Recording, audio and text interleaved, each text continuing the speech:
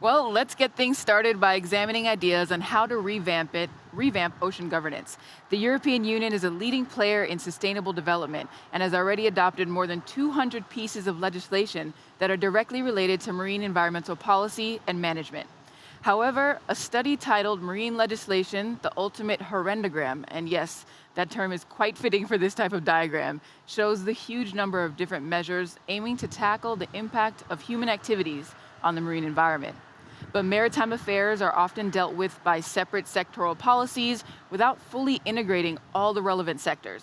So, in a nutshell, there is a need for more connection between these various sectors and policies. This compartmentalized and fragmented approach doesn't seem to be working, or it's not giving the protection the ocean really needs. Thanks to our understanding of marine science, we know that the ocean is interconnected, which naturally requires an integrated and holistic approach.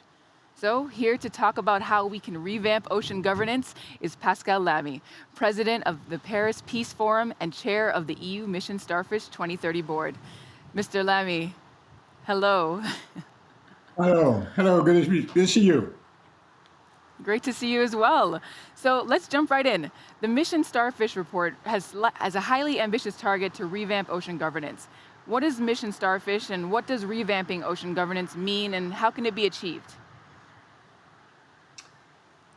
Well, Mission Starfish is a broad and comprehensive action plan, the ambition of which is to regenerate the EU hydrosphere by 2030. What I mean by hydrosphere is the whole of water systems, ocean, seas, lakes, rivers, everywhere there is water in Europe. And we know it works as a system.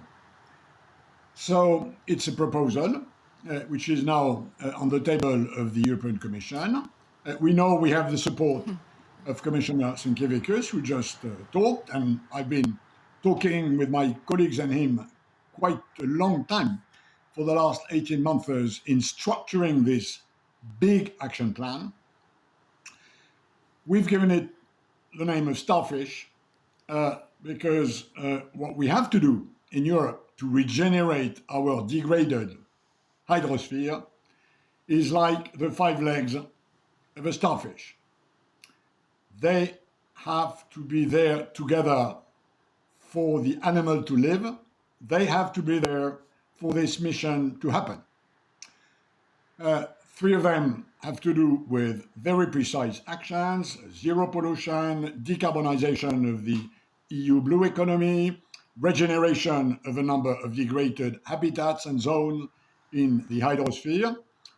One of them has to do with science, knowledge, citizens' science involvement, and one of them, which you can see now on this picture, has to do with governance.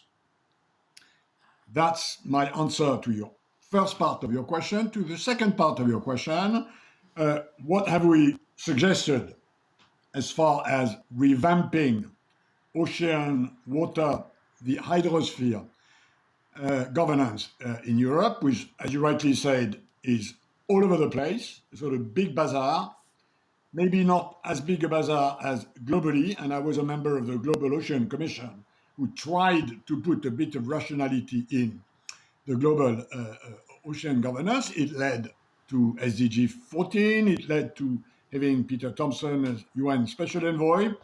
In Europe, we still have a mess in a way. And what we proposed were 4 things. One, create an integrated EU system of ocean and water governance, a single one, to oversee the implementation of the Starfish mission if the Commission decides to push on the launch button sometime around mid-July.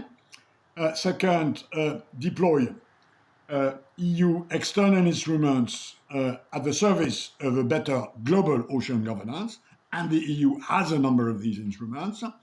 Third, develop what we call an EU maritime strategic autonomy, which is about connecting marine on the civil side, marine on the military side, in order to improve the security of the maritime space of the EU, which, as you said, is a very, very large one. And finally, last but not least, to create a network of citizens' assemblies to enable citizens, stakeholders to input, to participate in the implementation of this Starfish mission.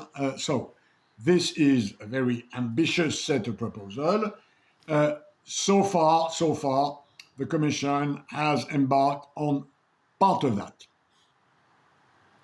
Wonderful. So, out of those different components, Mr. Lamy, what do you think is one of the most important takeaways from Mission Starfish when it comes to ocean governance and the Green Deal targets? I think so far, there will be major takeaways in the future if the Commission pushes the launch button.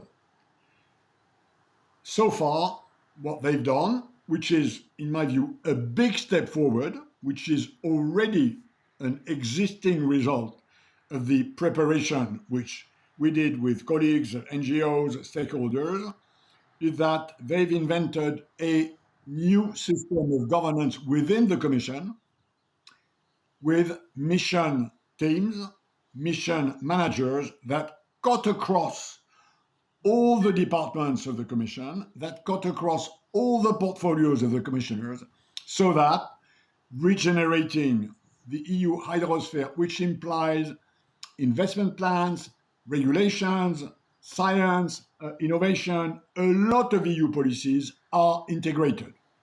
And I think that's the first step. It's not exactly where we want to go in terms of ambition, but let me say that for the first time, they've quickly decided to, having understood that the five legs of the starfish have to do together, they've put the starfish in the hands of a mission team that integrates these whole approaches. And I think this is already something very positive.